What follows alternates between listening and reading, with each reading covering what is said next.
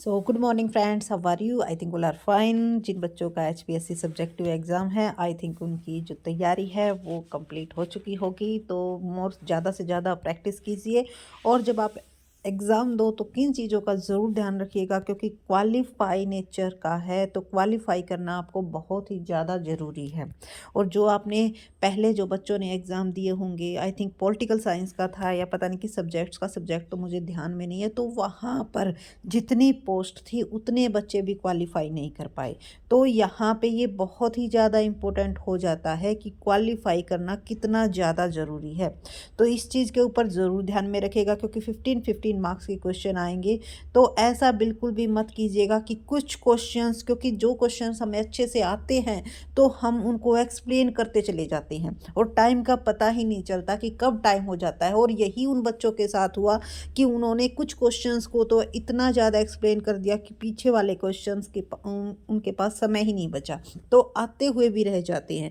अगर, क्योंकि subjective exam में इस चीज़ को आपको बहुत ज़रूरी ध्यान में रखना है कि 15 क्वेश्चन में से जितने क्वेश्चन आपको आते हैं, फर्स्ट ऑफ ऑल उन क्वेश्चंस को अटेम्प्ट ज़रूर कीजिएगा। सभी क्वेश्चंस को ज़्यादा एक्सप्लेनेशन करने की ज़रूरत नहीं है, अपनी बातें पॉइंट टू पॉइंट आपको एक्सप्लेन करनी है, ठीक है? तभी आपके मार्क्स जो है अच्छे आ पाएंगे।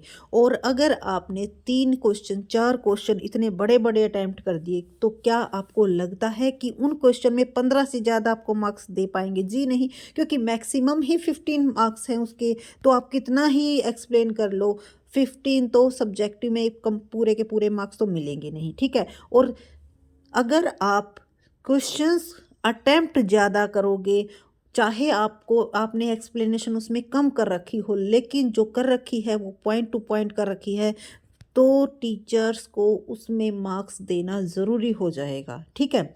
तो आप इस चीज़ का ज़रूर ध्यान में रखिएगा। अगर आपको क्वालिफाई करना है तो फर्स्ट ऑफ ऑल कोशिश कीजिए ज़्यादा से ज़्यादा क्वेश्चंस को आप अटेम्प्ट कर पाओ और शॉर्ट पॉइंट्स में आप उन चीज़ों को एक्सप्लेन कर पाओ, ठीक है? ज़रूरी नहीं है कि ज़्यादा लिखने से ही ज़्यादा मार्क्स आते हैं, जी नहीं, पॉइंट टू पॉइंट बातें नोट होनी चाहिए।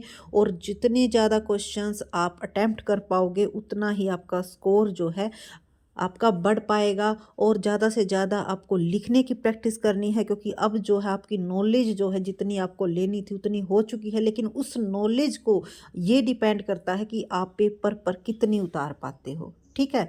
तो ज़्यादा से ज़्यादा आपको प्रैक्टिस क्वेश्चंस की लिखने की करनी है। 13 को कॉमर्स का एग्ज़ाम है, सब्जेक्टिव एग्ज़ाम। तो बेस्ट ऑफ लक जो भी हमसे जुड़े हुए हैं स्टूडेंट्स, जिनका भी एग्ज़ाम है उन सभी को।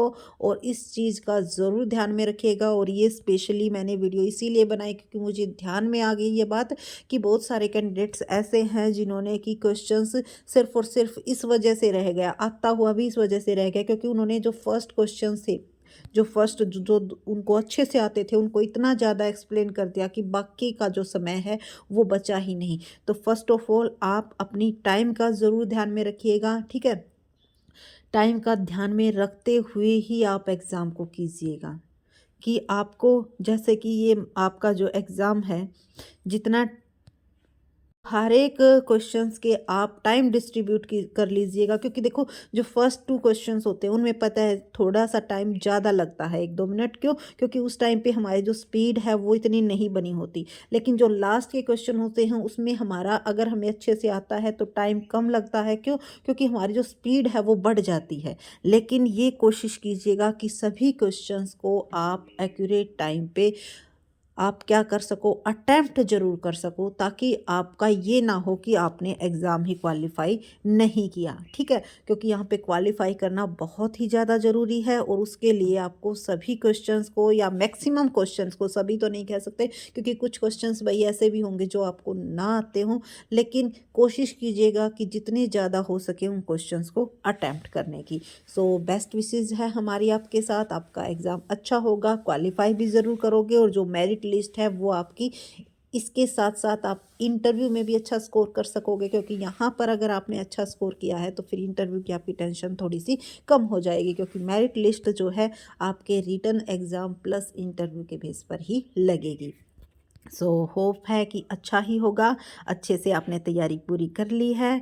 सो बिल्कुल फुल कॉन्फिडेंस के साथ एग्ज़ाम देना है, कोई भी किसी भी तरह की हेजिटेशन आपको नहीं रखनी है और कोशिश कीजिएगा, इस चीज़ को ज़रूर ध्यान में रखिएगा, टाइम प्लस एक्यूरेसी दोनों चीज़ें आपको ध्यान में रखकर ही क्वेश्चंस को अटेम्प्ट करने हैं, क्योंकि नॉलेज के साथ-साथ आपको इस चीज़ का भी ज़रूर ध्यान में रखना है।